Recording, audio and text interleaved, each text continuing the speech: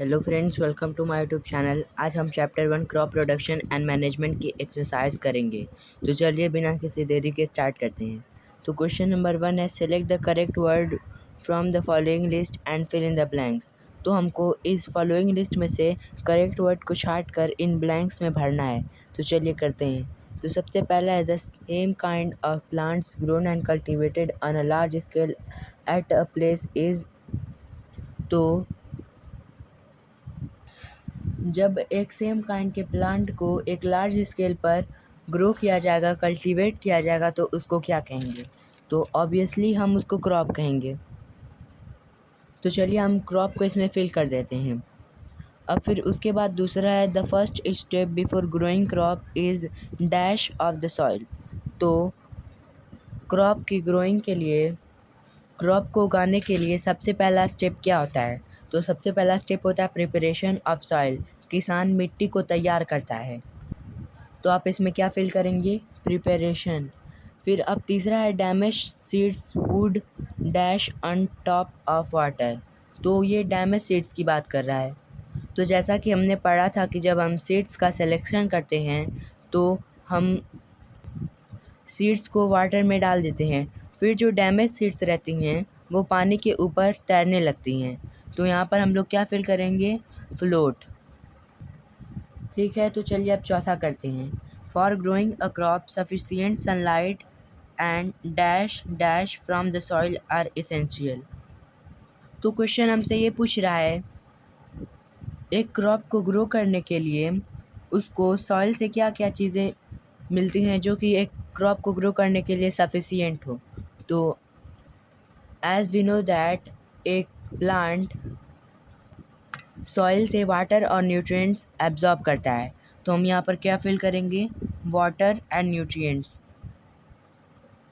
तो ठीक है, क्वेश्चन नंबर 1 हो गया। अब चलिए क्वेश्चन नंबर 2 करते हैं। क्वेश्चन नंबर 2 है, match item in column A with those in column B. तो हमको कॉलम ए वाली आइटम्स को कॉलम बी वाली आइटम से मैच करना है। तो चलिए करते हैं। तो कॉलम ए में सबसे पहला है खरीफ क्रॉप्स। तो हम जानते हैं कि खरीफ क्रॉप्स को हम विंटर सीज़न में ग्रो करते हैं और इनको लेस अमाउंट ऑफ वाटर की ज़रूरत रहती है। तो इसके एग्जांपल्स हैं पैडी एंड माइज़। तो खरीफ क्रॉप्स को हम पैडी एंड माइज़ से मैच कर देंगे। फिर दूसरा है रबी क्रॉप्स। तो रबी क्रॉप्स को हम रेनी सीज़न में ग्रो करते हैं। तो रबी क्रॉप्स के एग्जांपल्स हो जाएंगे वीट, ग्राम एंड पी। तो रबी क्रॉप्स को हम वीट, ग्राम एंड पी से मैच कर देंगे। फिर तीसरा है केमिकल फर्टिलाइज़र्स। तो हम जानते हैं कि फर्टिलाइज़र्स आर्टिफिशियल होते हैं, हम इनको लैब्स में तैयार करते हैं। तो इसके एग्जांपल हैं यूरिया एंड सल्फ़र फास्फेट। तो केमिकल फर्टिलाइज़र्स को हम यूरिया एंड सुपर फास्फेट में मैच कर देंगे। फिर अब चौथा है ऑर्गेनिक मैन्योर। तो जैसा कि हम लोग जानते हैं कि मैन्योर का फॉर्मेशन एनिमल और प्लांट के वेस्ट के डिकम्पोजिशन से होता है। तो हम ऑर्गेनिक मैन्योर को एनिमल एक्सक्रीटा, काऊ डंक, यूरिन एंड प्लांट वेस्ट से मैच कर देंगे।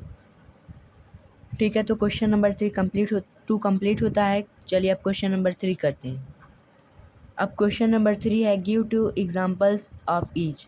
हमें ये चीज़ें दी गई हैं, हमके इनके 2 एग्जांपल्स देने हैं। तो पहला है खरीफ क्रॉप्स। तो हमको खरीफ क्रॉप को 2 एग्जांपल से मेंशन करना है। तो देखिए अभी हमने ऊपर देखा खरीफ क्रॉप के 2 एग्जांपल्स को। पहला था पैडी, दूसरा था माइज़। तो हम इनके 2 एग्जांपल्स लिख देंगे, पैडी एंड माइज़। अब फिर दूसरा है रबी क्रॉप। रबी क्रॉप को हमें 2 एग्जांपल से मेंशन करना है। तो देखिए ऊपर हमने देखा था वीट, ग्राम एंड पी। इन तीनों में से हम कुछ दो लिख देंगे। तो देखिए वीट एंड ग्राम, ये इसका आंसर हो जाएगा। तो क्वेश्चन नंबर 3 हो गया। आप चलिए चौथा क्वेश्चन करते हैं। तो अब क्वेश्चन नंबर 4 है, right a paragraph in your own words each of the following. तो हमको इसमें कोई एक टॉपिक दिया रहेगा, हमको उस टॉपिक पे एक पैराग्राफ अपनी लैंग्वेज में, अपने वर्ड्स में लिखना रहेगा। तो सबसे पहला टॉपिक है preparation of soil. It is the first method followed before growing a crop. तो एक क्रॉप को ग्रो करने के लिए सबसे पहले हम प्रिपरेशन ऑफ सॉइल करते हैं, सॉइल को प्रिपेयर करते हैं। इट इन्वॉल्व्स प्लोइंग और टिलिंग। इसमें हम सॉइल की प्लोइंग और टिलिंग करते हैं। The process of loosening and turning the soil is called ploughing और टिलिंग। तो सॉइल को लूज़ करने की और टर्न करने की प्रोसेस को हम प्लोइंग या फिर टिलिंग कहते हैं। अब इसके फ़ायदे क्या हैं? It helps to penetrate under soil. ये रूट्स को सॉइल के अंदर तक जाने में मदद करती है। अब वो कैसे? अगर मान लीजिए हमारी सॉइल सख्त है तो उसमें रूट को ग्रो होने में बहुत दिक्कत होगी, और वहीं अगर वो सॉइल लूज़ रहेगी तो रूट आराम से सॉइल में ग्रो हो जाएगी। फिर दूसरा पॉइंट है, it helps to grow micro organism which are friend of farmers. ये सॉइल में माइक्रो ऑर्गेनिज्म को ग्रो करने में हेल्प करता है। तो चलिए, प्रिपरेशन ऑफ सॉइल पर हमने एक पैराग्राफ लिख दिया, अब आगे बढ़ते हैं। अब दूसरा टॉपिक है sowing. It is the process of putting seeds into soil for germination. ये एक ऐसी प्रोसेस होती है जिसमें हम सॉइल में सीड्स को पुट करते हैं जर्मिनेशन के लिए। We need to use good quality seeds for sowing. और हमको सोइंग के लिए गुड क्वालिटी के, अच्छे क्वालिटी के सीड्स का चुनाव करना चाहिए। सोइंग इज़ डन मैनुअली और by using mechanical equipment like seed drill. Sowing manually भी होती है और मैकेनिकल भी होती है। अगर हम मैनुअली हाथ से छिड़काव करेंगे तो हम उसको ब्रॉडकास्टिंग कहेंगे, और एक एग्जांपल दिया गया है सीड ड्रिल। मैकेनिकल मेथड में हम ज़्यादातर सीड ड्रिल से सोइंग करते हैं। तो सोइंग पे हमने एक पैराग्राफ लिख दिया। चलिए अब अगला देखते हैं। अगला है weeding. Weeds are unwanted plants that grow along with main crop plant and can damage it badly. Weeds ऐसे अनवांटेड प्लांट होते हैं जो कि हमारे मेन क्रॉप प्लांट के साथ ग्रो हो जाते हैं और मेन क्रॉप प्लांट को बुरी तरह से नुकसान पहुंचा सकते हैं। The process of removing weeds from the field is called weeding. इन्हीं वीड्स को फील्ड से रिमूव करने की प्रोसेस को ही हम वीडिंग कहते हैं। ठीक है, तो हमने वीडिंग पर भी एक पैराग्राफ लिख दिया। अब आगे बढ़ते हैं। अब अगला है threshing. The process of separating grain seeds from the harvested crop is called threshing. तो हम अपने अनाज को हार्वेस्टेड क्रॉप से सेपरेट करने की प्रोसेस को थ्रेशिंग कहते हैं। इट कैन डन मैनुअली और बाय मशीन कॉल्ड थ्रेशर। ये मैनुअली भी होता है और मशीन की हेल्प से भी होता है, और जिस मशीन की हेल्प से हम इसको करते हैं उसको हम थ्रेशर बोलते हैं। ठीक है, तो थ्रेशिंग पर हमने एक पैराग्राफ लिख लिया। अब आगे बढ़ते हैं। तो क्वेश्चन नंबर 4 भी हमारा कंप्लीट होता है। चलिए अब क्वेश्चन नंबर 5 करते हैं। क्वेश्चन नंबर 5 है, explain how fertilisers are different from manure. हमको ये बताना है कि फर्टिलाइजर्स मैन्योर से कैसे डिफरेंट हैं, इनके बीच में डिफरेंस मालूम करना है हमको। तो चलिए, manure is a natural substance. Manure एक नेचुरल सब्सटेंस होता है। Fertiliser is a chemical substance, जबकि फर्टिलाइज़र एक केमिकल सब्सटेंस होता है। ये आर्टिफिशियल होता है, मीन्स मैनमेड होता है। It is rich in humus. Manure humus में रिच रहता है। It does not contain humus, जबकि फर्टिलाइज़र में बिल्कुल भी ह्यूमस नहीं होता है। समझ में आया इनके बीच का डिफरेंस कि मैन्योर सॉइल को ह्यूमस प्रोवाइड करता है, जबकि फर्टिलाइज़र सॉइल को बिल्कुल भी ह्यूमस नहीं प्रोवाइड करता है। फिर इसके बाद तीसरी पॉइंट है, it is not readily soluble in water and is slowly absorb by plant. ये वाटर में सॉल्यूबल नहीं होता, मतलब वाटर में जल्दी घुलता नहीं है, जिसकी वजह से प्लांट्स इसको बहुत स्लोली एब्जॉर्ब करते हैं। जबकि फर्टिलाइज़र में it is soluble in water and readily absorb by plants. ये वाटर में सॉल्युबल होता है, जिसकी वजह से प्लांट इसको बहुत जल्दी एब्जॉर्ब कर लेते हैं। अब जाहिर सी बात है, अगर ये वाटर में सॉल्युबल रहेगा और प्लांट वाटर को एब्जॉर्ब करेंगे तो उसी के साथ साथ फर्टिलाइज़र भी प्लांट एब्जॉर्ब कर लेंगे। तो ठीक है, हमने मैन्योर और फर्टिलाइज़र के बीच में डिफरेंस कर लिया। अब चलिए अगले क्वेश्चन की तरफ बढ़ते हैं। अब अगला क्वेश्चन है, व्हाट इज़ इरिगेशन। इरिगेशन क्या है? Describe 2 methods of irrigation which conserve water. हमें इरिगेशन के 2 ऐसे मेथड बताने हैं जो कि वाटर कंजर्व करते हैं, पानी को बचाते हैं। तो देखिए, the process of watering crops at the different time intervals is called irrigation. तो क्रॉप को वाटरिंग करने की, पानी देने की प्रोसेस को हम इरिगेशन कहते हैं। और हम इरिगेशन कब करते हैं? Different time intervals. इसका कोई फिक्स टाइम इंटरवल नहीं होता है। अब इसके बाद देखिए, क्वेश्चन हमसे एक और चीज़ पूछ रहा है, describe 2 methods of irrigation which conserve water. तो देखिए, the method of irrigation conserve water, यहाँ पर हमने 2 मेथड मेंशन किए हैं। पहला drip irrigation. In this system the water is provided drop by drop near the roots of the plant. इस method में हम क्या करते हैं, हम वाटर को ड्रॉप बाय ड्रॉप प्लांट की रूट्स में प्रोवाइड करते हैं। अब जाहिर सी बात है, अगर पानी प्लांट को ड्रॉप बाय ड्रॉप दिया जाएगा तो उससे वाटर की कंजर्वेशन होगी।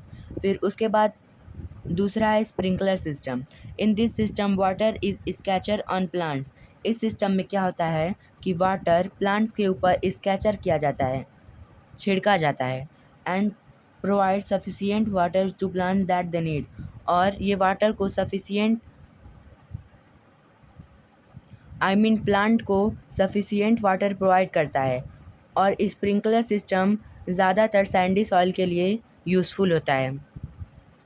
ठीक है, तो हमने क्वेश्चन नंबर 6 कर लिया। चलिए अब अगले क्वेश्चन की तरफ बढ़ते हैं। अब इसके बाद अगला क्वेश्चन 7th क्वेश्चन है, if wheat is sown in kharif season what would happen. अगर हम वीट को खरीफ सीजन में सोन करेंगे, बोएंगे, तो क्या होगा, ये हमको डिस्कस करना है। तो जैसा कि हम लोग जानते हैं कि वीट एक रबी क्रॉप होती है, तो अगर हम इसको खरीफ सीजन में ग्रो करेंगे तो क्या होगा, चलिए देखते हैं। तो इसका आंसर देखिए, wheat is a rabi crop. Wheat एक रबी क्रॉप है and is sown in the winter season as it's very less water if is sown in kharif season. Wheat एक रबी क्रॉप है और इसको विंटर सीजन में बोया जाता है और इसको बहुत कम पानी की ज़रूरत होती है।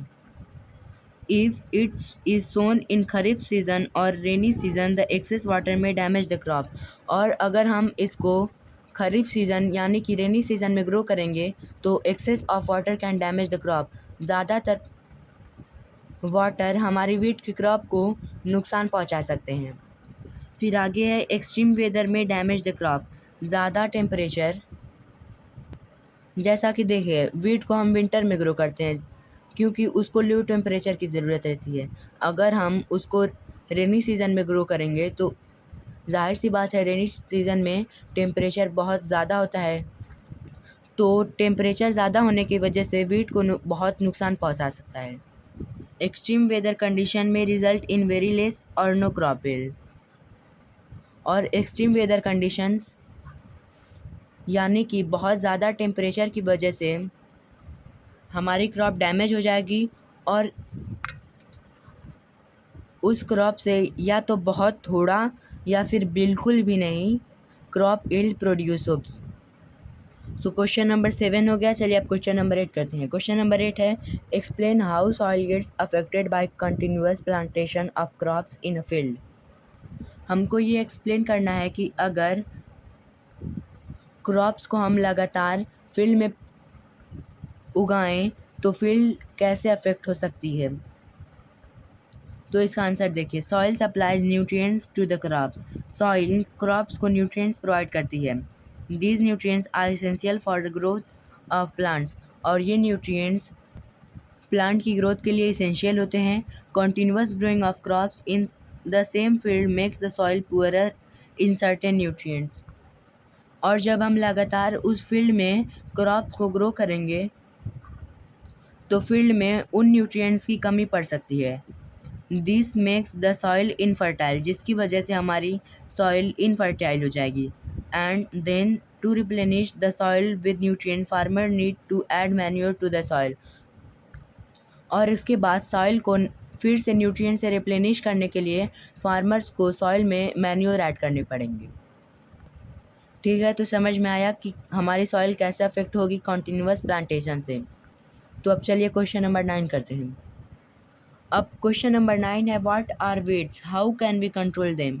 वीड्स क्या हैं और हम उनको कैसे कंट्रोल कर सकते हैं। Weeds are unwanted plants that grow along with the main crop plant naturally and damage crops.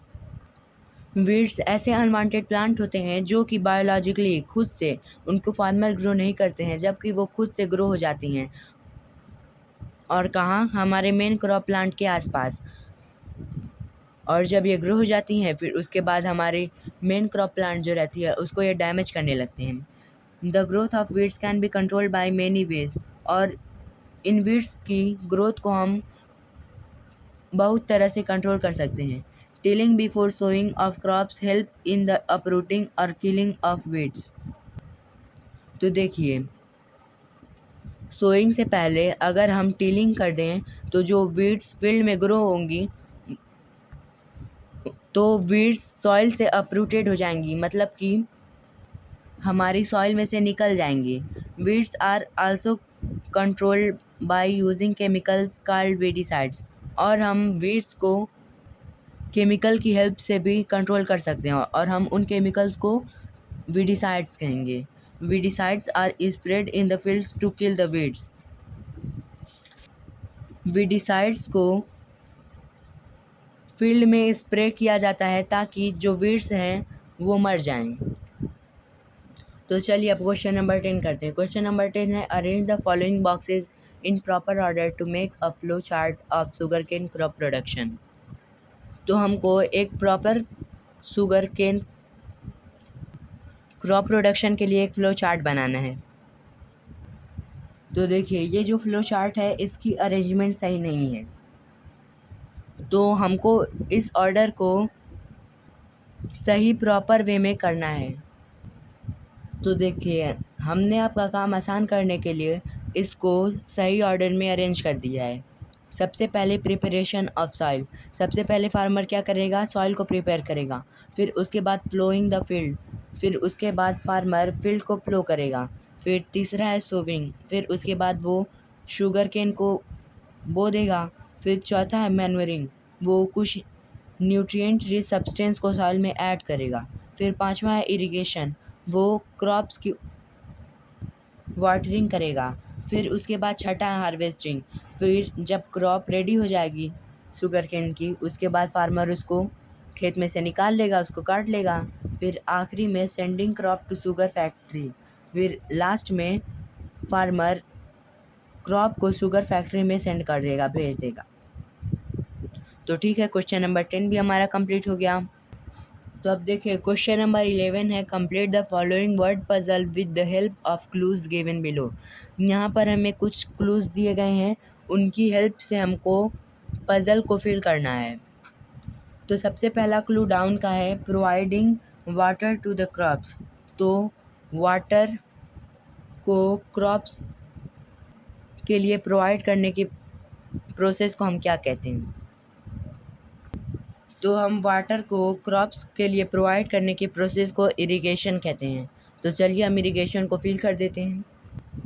यहाँ पर फर्स्ट वाले में फिल हो जाएगा इरिगेशन। अब इसके बाद दूसरा क्लू है, keeping crop grains for a long time under proper condition. तो फूड ग्रेन्स को प्रॉपर कंडीशन में स्टोर करने की प्रोसेस को हम स्टोरेज कहते हैं। तो इस सेकेंड वाले में फिल हो जाएगा स्टोरेज। अब इसके बाद तीसरा क्लू है, अ machine use for cutting the mature crop. Mature crops को काटने वाली मशीन को हम क्या कहते हैं? तो देखिए, इस प्रोसेस को हम हार्वेस्टिंग कहते हैं, और जिस मशीन का हम यूज़ करते हैं उसको हम हार्वेस्टर कहते हैं। तो यहाँ पर फिल हो जाएगा हार्वेस्टर। अब इसके बाद चौथा क्लू देखिए, a rabi crop that is also one of the pulses. एक रबी क्रॉप का नाम बताना है जो कि पल्सेस में इंक्लूड की जाती है, तो उसका नाम है ग्राम। यहाँ पर हमने ग्राम को फिल कर दिया है। फिर अब पांचवा क्लू देखते हैं। अब पांचवा क्लू है, certain plants of the same kind grown on a large scale. तो जब हम एक काइंड के प्लांट को एक लार्ज स्केल पर ग्रो करेंगे तो हम उसको क्या बोलेंगे? ऑब्वियसली हम उसको क्रॉप बोलेंगे। तो चलिए क्रॉप को फिल कर देते हैं। CROP, crop. क्रॉप को हमने फिल कर दिया है। अब इसके बाद छठा क्लू देखते हैं। छठा क्लू है, a process of separating the grain from चाप। तो ग्रेन्स को चाप से सेपरेट करने की प्रोसेस को हम क्या कहते हैं? विनोइंग। तो यहाँ पर फिल हो जाएगा विनोइंग। तो चलिए, एक्सरसाइज का ये लास्ट क्वेश्चन था। चैप्टर 1 की एक्सरसाइज हमारे कंप्लीट होती है। अब मिलते हैं नेक्स्ट वीडियोज़ में। Thank you.